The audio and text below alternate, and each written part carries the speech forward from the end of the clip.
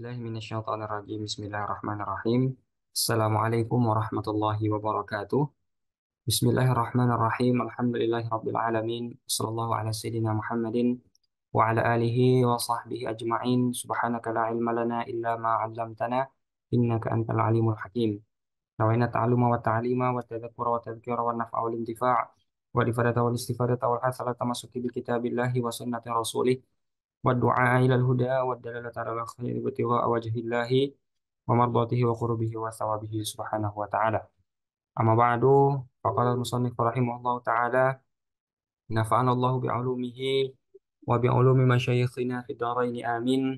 شروط صحة الصلاة.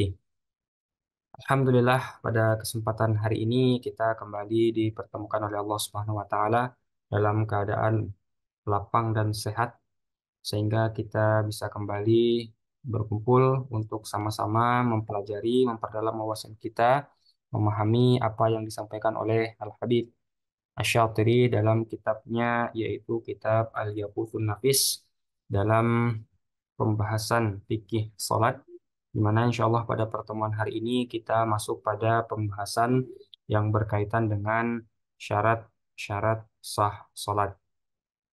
Secara sederhana, kalau kita bandingkan antara syarat sah ya dan rukun, yang mana dalam hal ini sebenarnya memiliki kesamaan, yaitu keduanya harus sama-sama ada, dalam hal ini dilakukan, dikerjakan agar sholat seseorang dianggap sah. Hanya bedanya kalau kita berbicara mengenai rukun, maka itu hanya pada bagian inti. Dalam hal ini, yang masuk ke dalam rukun adalah yang berada dalam sholat saja. Tetapi kalau kita berbicara mengenai syarat sah, maka sesuatu yang harus dikerjakan itu dimulai sebelum sholat, lalu kemudian harus terus dalam keadaan melakukan hal tersebut sampai masuk ke dalam sholat. Jadi kalau kita ilustrasikan, ya, eh, dimulai dengan melakukan syarat sah, ya, sholat belum dimulai, kemudian setelah melakukan syarat sah, lalu memulai sholat. Nah, ketika sholat dimulai, maka melakukan rukun. Dan syarat sah dalam hal ini melanjutkan yang tadi sudah dilakukan. Maka ruang daripada rukun adalah dalam sholat. Ya, tapi kalau syarat sah dimulai dari sebelum sholat, lalu kemudian dilanjutkan eh, ketika melaksanakan sholat itu, gitu ya. Bukan berarti sebelum sholat atau di luar sholat, lalu kemudian pas ketika sholat bisa menghilangkan syarat sah, tidak. Tapi syarat sah dilakukan sebelum sholat tadi, terus dilakukan sampai ke dalam mengerjakan rukun atau dalam sholat itu sendiri. Nah, di sini kalau kita melihat ya di dalam kitab yang ditulis oleh Al-Habib Asy-Syatiri ada suatu keunikan. Ya, keunikan dalam hal ini mungkin bisa kita katakan sedikit perbedaan ya dibandingkan dengan kitab fikih pada umumnya. Di mana kalau kita lihat di sini beliau menyampaikan ada lebih kurang sekitar 15 syarat sah salat. Dan kalau kita telaah nanti ya, syarat sah salat yang biasa kita temukan itu hanya dari nomor 1 sampai dengan nomor ke-9. Adapun nanti nomor ke-10 sampai dengan nomor ke-15 itu biasanya tidak kita temukan di bab syarat sah salat, tetapi kita biasa temukan di bab hal-hal yang membatalkan salat atau mubtilatus shalah, gitu ya. Jadi dalam hal ini beliau atau Habib Asy-Syatiri menggabungkan antara syarat sah salat dengan hal-hal yang membatalkan sholat yang biasanya di beberapa kitab itu dipisahkan antara dua hal ini. Sehingga kemudian eh, karena penggabungan tersebut ya, maka Syekh Mustafa Abu Hamzah dalam kitab Munisul Jalis memberikan komentar bahwasanya eh, kita bisa merujuk ya kepada apa yang disampaikan oleh Imam Al-Ghazali ya, di mana kata Imam Al-Ghazali at-turuk ya, atau dalam hal ini meninggalkan. Maksudnya apa? Meninggalkan hal yang membatalkan nanti yang akan dibahas itu dalam pandangan Imam Al-Ghazali masuk ke dalam syarat sah salat. Sehingga kita bisa membagi syarat itu atau syarat sah ini kepada dua hal. Yang pertama adalah syarat sah yang dilakukan sebelum sholat, lalu kemudian terus dilakukan sampai masuk dalam sholat. Ada syarat sah yang dilakukan pas ketika baru mulai sholat. Sehingga definisi yang semacam ini tentu akan berbeda dengan definisi yang tadi sudah kita jelaskan mengenai syarat sah sholat sebelumnya, di mana syarat sah sholat itu dimulai sebelum sholat, kemudian dilanjutkan sampai terus ke dalam sholatnya.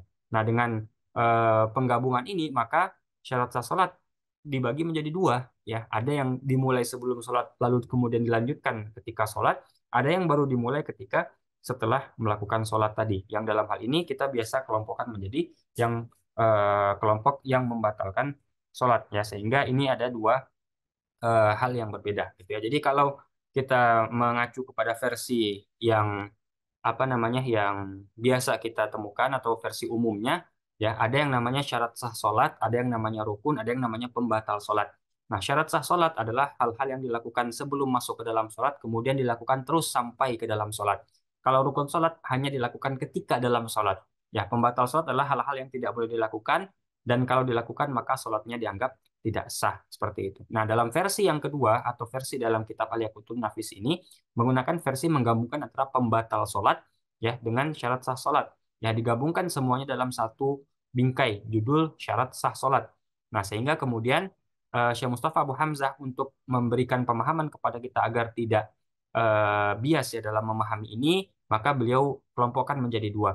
Ya, ada syarat sah yang dilakukan sebelum mulai sholat lalu kemudian dilanjutkan sampai dengan sholat. Ada syarat sah sholat yang dikerjakan baru ketika kita masuk ke dalam sholat. Nah, syarat sah sholat yang dilakukan sebelum sholat lalu kemudian dilanjutkan terus, ya, sampai ke dalam sholat, itulah syarat sah yang biasa kita pahami. Nah, adapun syarat sah sholat yang baru dimulai dilakukan ketika sudah masuk ke dalam sholat, nah itu biasanya kita pahami sebagai pembatal sholat gitu ya. Jadi nanti kita akan pisahkan di sini ya. Dan insya Allah juga supaya tidak membuat kita bingung, kita akan coba untuk pahami ini secara perlahan ya, dan kita akan pisah ke dalam dua pertemuan ya. Jadi ada syarat sah sholat di pertemuan kali ini, dan pertemuan berikutnya juga syarat sah sholat, tapi sesuai dengan pembagian dua tadi yang disampaikan oleh Syekh Mustafa Abu Hamzah tadi. Jadi sekarang kita akan fokus pada syarat sah sholat yang dimulai sebelum sholat lalu kemudian dilanjutkan sampai dengan sholat, dan insya Allah di pertemuan berikutnya kita akan masuk kepada syarat sah sholat yang dimulai sebelum, yang dimulai ketika sudah masuk ke dalam sholat, atau biasa juga kita sebut sebagai pembatal sholat, ya, hal-hal yang membatalkan sholat. Dan untuk supaya tidak tertukar, nanti kita akan coba untuk memisahkan sedemikian rupa dan kita kelompokkan. Dan secara susunan pun, ya, kita sampaikan tadi, ya, sudah dipisahkan sebenarnya. Jadi ada nomor-nomor awal itu untuk syarat sah sholat yang biasa kita pahami, dan nomor-nomor yang nanti akhir-akhir itu adalah berkaitan dengan yang biasa kita pahami sebagai pembatal-pembatal sholat, hanya digabungkan oleh beliau di sini. Jadi sebenarnya tidak ada perbedaan, karena pada dasarnya hal-hal semacam ini semuanya harus kita lakukan. Ya, jadi melakukan maksudnya dalam hal ini adalah harus ada ketika sholat tersebut, baik dia syarat sah sholat ataupun meninggalkan pembatal sholat. Ya, entah namanya adalah sebagai syarat ataupun sebagai pembatal atau apapun, yang penting semuanya harus ada dan harus terpenuhi komponen-komponen tersebut di dalam sholat agar sholat seseorang baru bisa dianggap sah. Jadi perbedaan hanya perbedaan lafzi saja, tidak mempengaruhi perbedaan cara atau bagaimana kita melaksanakan mendirikan sholat dengan perbedaan tersebut. Kita masuk dulu kepada pembahasan ya, mengenai syarat sah sholat yang biasa kita pahami atau syarat sah sholat dalam kelompok yang pertama dalam pembahasan ini, yaitu syarat sah sholat yang dimulai sebelum masuk ke dalam sholat dan terus dilakukan sampai dengan di dalam sholat, ya, berbarengan dengan rukun nanti.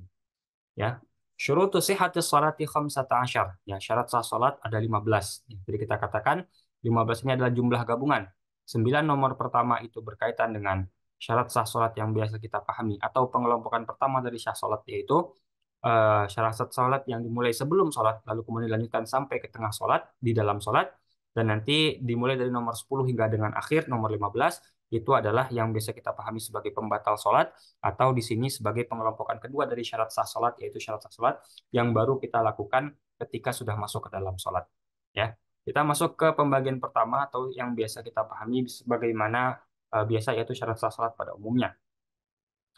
Yang pertama adalah al-Islam, ya. Syarat sah sholat yang pertama adalah beragama Islam, dan ini sudah jelas ya, al-Islam bil fi'il. Artinya tidak sah apabila ada orang yang kafir asli dan orang yang murtad melakukan sholat. Nah, ini perlu kita perhatikan ya. Jadi kalau kafir asli, jadi memang dia secara apa namanya keturunan dilahirkan dalam keadaan kafir, bukan muslim, ya, maka ketika dia mendirikan sholat dia tidak sah sholatnya. Karena apa? Karena salah satu syarat daripada niat, dan kita pernah bahas ya di pertemuan yang lalu, adalah seorang muslim yang bisa berniat itu. Ya, artinya kalau niatnya tidak sah, otomatis sholatnya tidak sah. Maka karena itu Islam ini ya bukan hanya syarat sah sholat, tapi nanti juga berkaitan dengan syarat sah niatnya. Maka bukan hanya kafir asli, begitupun dengan orang yang murtad, artinya orang yang keluar dari Islam, dia juga tidak sah sholatnya. Ya, juga tidak sah sholatnya. Hanya nanti ada perbedaan mengenai kewajiban dalam eh, apakah seseorang yang dalam keadaan kafir asli atau murtad itu dia apa namanya wajib mengqadha sholatnya. Nanti kita akan pisahkan ya, karena orang yang dalam keadaan kafir asli maka dia tidak punya kewajiban untuk mengqadha sholatnya nanti ya, karena apa yang sudah dilakukan sebelumnya sebelum masuk ke dalam Islam maka itu sudah gugur ya, dianggap digugurkan ketika dia masuk ke dalam Islam. Berbeda dengan orang yang murtad. Ya, jadi kalau orang yang murtad ketika dia masuk Islam lagi, maka wajib dia untuk mengkodok semua sholat yang tadi dia tinggalkan dalam keadaan murtad tersebut. Itu perbedaan antara orang kafir asli dengan orang murtad dalam hal mengkodok atau kewajiban mengkodok sholat yang dia tinggalkan dalam keadaan kafir atau murtad tersebut. Ya. Lalu kemudian buat tamyizu, syarat yang kedua adalah dia adalah seseorang yang sudah mumayyiz. Dan ini berulang kali kita sampaikan ya, ada dua definisi ya mengenai tamyiz ini. Atau dalam hal ini bukan hanya dua, bahkan ya ada beberapa definisi ya. Ada yang kemudian mendefinisikan tamyiz itu bisa membedakan yang benar dan yang salah gitu ya. Tapi kita biasanya menggunakan definisi tamyiz adalah seseorang yang apa namanya orang yang sudah bisa untuk makan sendiri, sudah bisa untuk minum sendiri, kemudian dia juga sudah bisa untuk apa namanya buang air sendiri. Nah, itu sudah termasuk ke dalam kriteria mumayyiz dalam salah satu pendapat, dan ini yang biasa kita pakaikan. Maka dengan demikian tidak sah sholat seseorang yang belum dalam keadaan tamyiz ya atau mumayyiz. Termasuk dalam hal ini adalah orang gila ya, anak bayi yang belum mumayyiz tentunya, kemudian orang yang sedang tidur, kemudian orang yang dalam keadaan mabuk ya, dan orang yang dalam keadaan pingsan. Nah, itu termasuk dalam kriteria atau masuk dalam ranah orang yang bukan mumayyiz di sini. Kemudian yang ketiga, wadukhulul wakti. Ya, syarat yang ketiga adalah masuk waktu atau telah masuk waktu. Ya, dalam hal ini kita sudah bahas bahwasanya sholat wajib utamanya ya itu ada waktu-waktunya, kapan dimulai dan kapan berakhir. Ketika melaksanakan sholat wajib tertentu, maka dia sudah harus yakin dalam dirinya bahwa sudah masuk waktu. Artinya kalau dia sholat di luar waktu, ya otomatis sholatnya tidak dianggap sah karena ada syarat harus masuk waktu. Ya, ada batasan waktu untuk supaya kita tahu kapan sholat, kapan tidak sholat gitu ya. Kalau seandainya tidak ada batasan waktu, tentu kita bisa sholat kapanpun. Nah, karena ada batasan ini sekaligus menjadikan kita memahami, oh berarti ada syarat harus melaksanakan sholat tersebut di waktu yang sudah ditentukan oleh syariat. Dan mengetahui waktu sholat ini, ya baik dalam keadaan yakin, artinya memang kita benar-benar yakin 100% bahwasanya waktu sholat telah masuk, atau juga mungkin potensinya adalah secara zon, ya artinya tidak 100%, mungkin 75%-an, ya karena sebab mungkin tidak ada informasi yang kita yakini valid 100%, tapi kita sudah melakukan ijtihad sekuat tenaga kita, semampu kita, sehingga hasilnya adalah mungkin 75% keyakinan kita, ya, atau mungkin karena kita mengikut kepada seseorang karena kita tidak mampu atau tidak bisa tahu gimana caranya mengetahui waktu sudah masuk atau belum, dan itu masuk dalam kriteria yang zon juga seperti itu. Ya, maka eh, dengan demikian ya, secara kesimpulan kita bisa menyimpulkan bahwasanya mengetahui waktu sholat itu ada tiga tingkatan. Ya, ada tiga tingkatan dalam mengetahui waktu sholat. Ya, tingkatan pertama adalah mengetahui binafsih, ya dengan diri sendiri. Artinya dia bisa mengetahui masuknya waktu dengan melihat matahari misalkan atau melihat tanda-tanda tertentu, yang mana artinya dia melihat sendiri dan menyaksikan sendiri sehingga tahu juga ilmunya, dan ini tingkatan yang paling tinggi. Ya, ini sifatnya adalah yakin. Ya, misalkan eh, kita melihat ke arah barat ya, karena kan misalkan tanda masuk waktu maghrib adalah ketika terbenam piringan matahari, kita melihat ke barat. Kalau dalam konteks Indonesia gitu ya, sudah terbenam semua berarti sudah masuk waktu. Nah, itu kita melihat sendiri, menyaksikan sendiri dan yakin kita karena kita tahu ilmunya. Nah, itu tingkatan yang paling tinggi. Ya, kemudian tingkatan yang di bawahnya adalah tingkatan kedua, yaitu dengan mengetahui masuk waktu dengan informasi dari seorang yang dapat dipercaya gitu. Jadi kita nggak bisa atau nggak tahu caranya menentukan masuk waktu, atau kita dalam kondisi nggak bisa menentukan waktu sholat, tapi kemudian kita bisa bertanya mungkin atau dapat informasi dari seseorang yang diyakini kebenaran beritanya, seseorang yang thiqah dapat dipercaya. Maka ini tingkatan kedua pada dasarnya, ya tingkatan kedua pada dasarnya yang bisa dilakukan kalau tidak bisa melakukan tingkatan pertama tadi. Jadi hal pertama yang kita lakukan untuk mengetahui masuk waktu atau tidak adalah dengan ya mencari tahu sendiri gitu ya. Jadi mencari tahu sendiri, entah itu melihat tanda-tandanya atau bagaimana. Tapi kalau seandainya kita nggak bisa mengetahui sendiri dengan ilmu atau alat tertentu, maka kemudian kita bisa mendapatkan informasi melalui orang di level yang kedua. Adapun level yang ketiga kita bisa menggunakan alat-alat tertentu ya, alat-alat tertentu yang memberikan informasi kepada kita bahwasanya masuk waktu sholat seperti itu. Jadi memang pada dasarnya adalah tahapan pertama adalah kita harus cari tahu sendiri dulu gimana tanda-tandanya. Maka karena itu pembahasan mengenai tanda-tanda masuk waktu sholat zuhur, sholat asar, maghrib, isya itu kita harus tahu semua. Karena memang level pertama, tahapan pertama yang kita lakukan untuk mengetahui masuk waktu atau belum adalah dengan mengetahui tanda-tanda sholat tersebut. Maka kalau kita sudah tahu tanda-tandanya, maka kita bisa kemudian melaksanakan sholat karena kita sudah tahu waktu sholat telah masuk. Tapi kalau tidak mampu yang pertama, kita lakukan level yang ketiga. Jika tidak mampu yang kedua, yang kedua. Kalau tidak mampu yang kedua, kita lakukan level martabat yang ketiga atau tingkatan yang ketiga seperti itu. Kemudian wal ilmu bi fardiyatiha. Syarat yang keempat adalah mengetahui ya kewajiban sholat tersebut. Ya, kita ketahui bahwasannya ada sholat wajib, ada sholat sunnah. Nah, ketika sholat wajib yang lima itu kita harus yakin ketika melaksanakan sholat tersebut sebagai satu syarat itu memang sholat wajib. Ya, jadi kita yakini oh itu memang sholat wajib. Ya, kenapa saya sholat zuhur? Karena memang sholat zuhur itu sholat wajib. Jadi kita ada punya keyakinan dalam hati sholat zuhur ini bukan sholat sunnah, tapi memang mutlak adalah sholat wajib gitu ya, dan mutlak sholat wajib. Jadi ketika seseorang merasa ragu ya apakah ini zuhur ini sholat wajib atau sholat sunnah, maka tidak dianggap iniqad ya, tidak dianggap dia telah melaksanakan sholat wajib ya. Kenapa? Karena dia ada keraguan mengenai kewajiban atau status wajibnya suatu sholat. Kemudian berikutnya wa alla ya'taqida fardhan min furudiha sunnatan ya, tidak meyakini salah satu fardu daripada fardu-fardu sholat, atau maksudnya di sini adalah rukun-rukun sholat ya adalah sunnah. Maksudnya apa? Nah, ini berlaku bagi seseorang yang awam ya. Bagi seorang awam itu dia tidak boleh ada punya keyakinan bahwasannya ini rukun sholat atau apa istilahnya sunnah sholat gitu. Ini fardu atau sunnah apa atau sunnah hayat.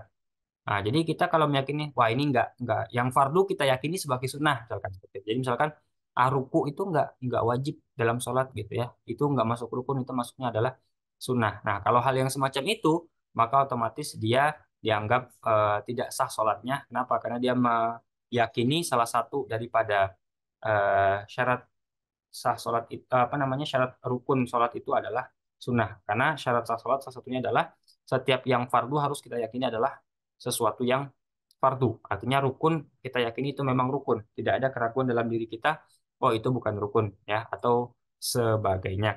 Maka dalam hal ini seseorang itu harus bagi konteksnya orang awam ya, kita berbicara tentang konteks orang awam, intinya adalah jangan sampai kita menganggap sesuatu yang rukun sebagai sesuatu yang sunnah. Nah, kalau seandainya dia ngira pokoknya semuanya wajib misalkan ya, semuanya wajib, semuanya rukun misalkan seperti itu. Nah, atau misalkan eh, kita tahu bahwasanya dalam sholat itu ada yang wajib, ada yang rukun. Nah, kita nggak bisa memisahkan mana yang wajib dan rukun, tapi kita tahu mana yang ada yang wajib namanya, ada yang rukun namanya. Maka itu sudah dianggap cukup bagi seorang awam, gitu ya. Jadi bagi standarnya orang awam, yang penting dia nggak meyakini yang rukun sebagai sunnah. Ya, orang awam itu standarnya adalah nggak meyakini yang rukun sebagai sunnah, meskipun dia nggak tahu persis mana yang rukun, mana yang sunnah, atau dianggap semuanya rukun, atau mungkin dia katakan saya tahu dalam suatu ada yang rukun, ada yang sunnah, ya. Jadi, tapi saya nggak tahu mana yang rukun, mana yang sunnah. Itu sudah dianggap cukup bagi orang awam. Tapi bagi orang yang alim, orang yang sudah belajar, orang yang tahu, dia harus tahu mana yang rukun, mana yang sunnah. Ya, dia harus pisahkan itu. Ya, ini rukun, ini sunnah. Ya, kalau tidak demikian, kalau bagi orang alim maka tidak tidak dianggap sholatnya itu tidak sah sholatnya seperti itu. Jadi beda level pengetahuan antara orang awam dengan orang yang alim seperti itu.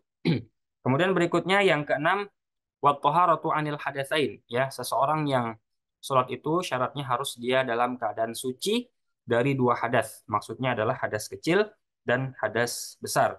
Dan ini sudah kita bahas berulang kali ya mengenai apa itu hadas kecil, apa itu hadas besar, lalu kemudian apa ciri-ciri orang yang memiliki hadas kecil, apa tanda-tanda seseorang itu memiliki hadas besar, bagaimana menghilangkan hadas kecil dan bagaimana menghilangkan hadas besar. Dan suci ini ya apa namanya statusnya membuat seseorang itu dalam konteks ya kalau misalkan seseorang itu berhadas maka dia sudah wudhu ya, kalau dia berhadas besar maka dia sudah mandi baru dia dianggap suci dari dua hadas yang kita sebutkan tadi.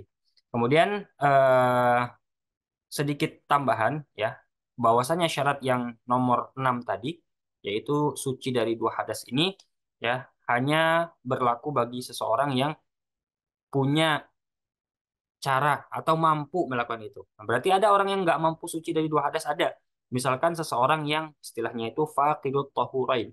Ya, dia tidak memiliki air di sekitarnya dan tidak pula ada tanah yang bisa dia gunakan untuk bersuci. Nah, maka hal yang semacam ini ya ketika seseorang dalam kondisi seperti itu tidak disyaratkan ya melakukan atau memenuhi syarat yang keenam ini. Artinya dalam hal ini dia tetap sholat dalam keadaan yang dia mampu, yang dia bisa, ya, tapi nanti dia harus mengulang sholatnya ketika dia menemukan air, ya, atau menemukan tanah, ya, sekiranya dia berada di tempat yang eh, apa namanya hanya bisa melakukan tayamum mungkin, ya, karena tidak ada air di wilayah tersebut.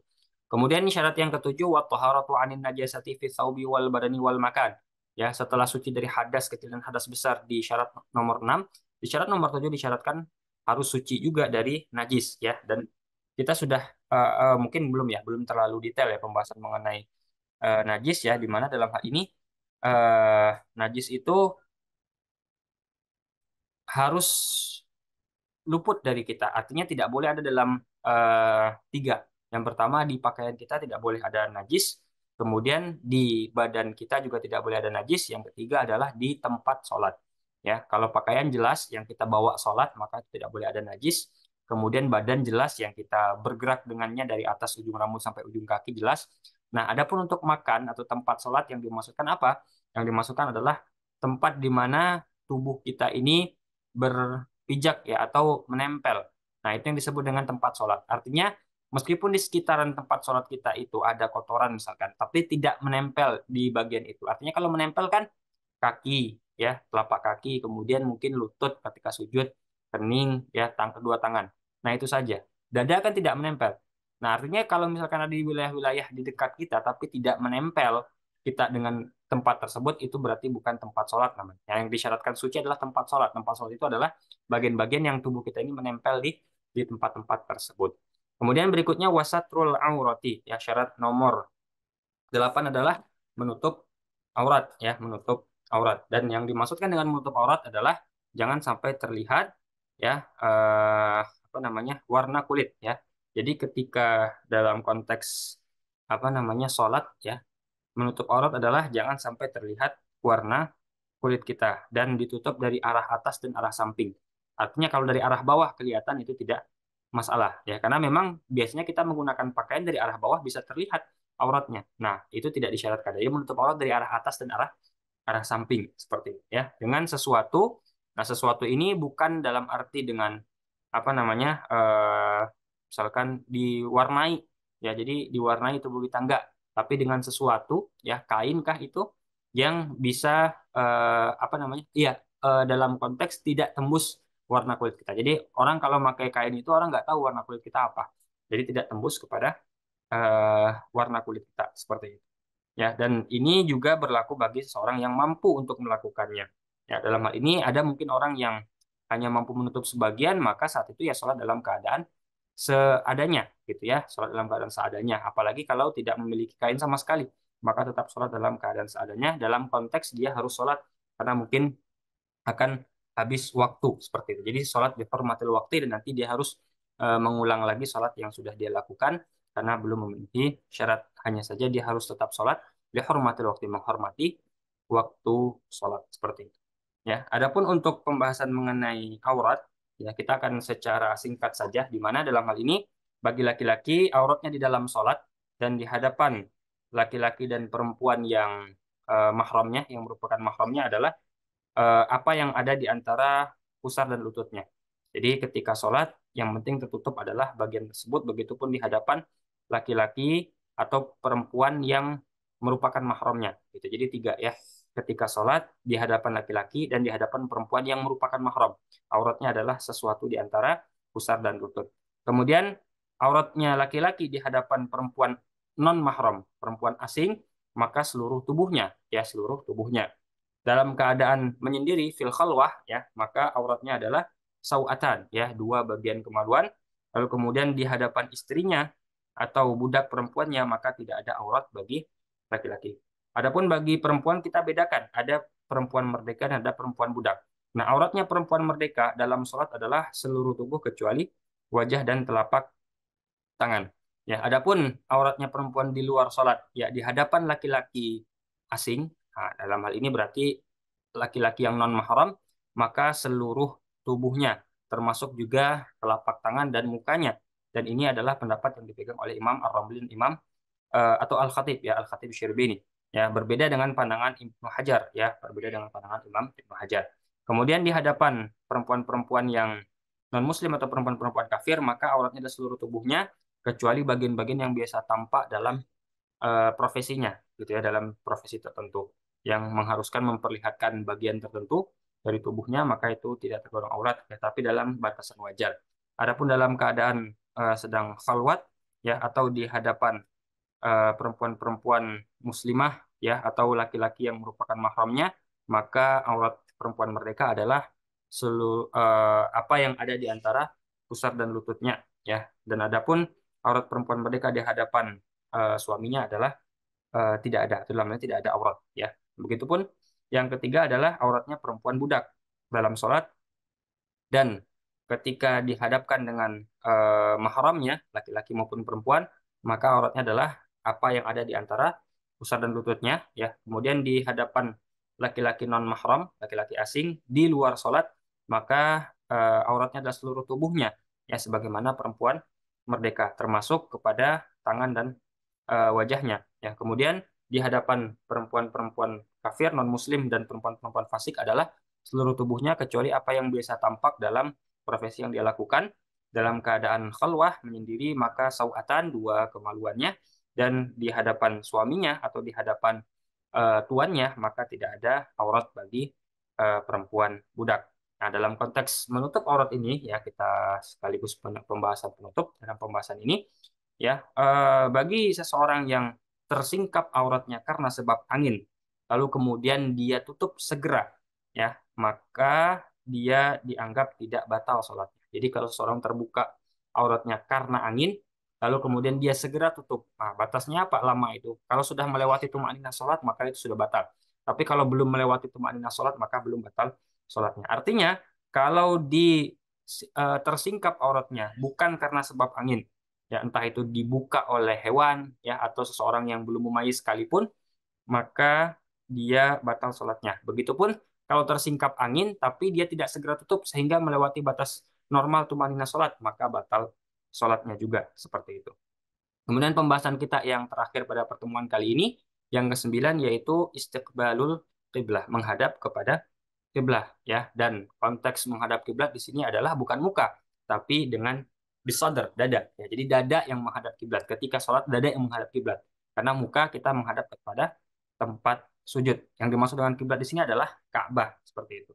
Dan adapun untuk mengetahui kiblat maka ada 4 tingkatan bagi orang yang bisa melihat ya. Jadi dibedakan tingkatan atau martabah maratib dalam mengetahui kiblat bagi orang yang bisa melihat dan orang buta. Nanti kita akan bahas orang yang buta.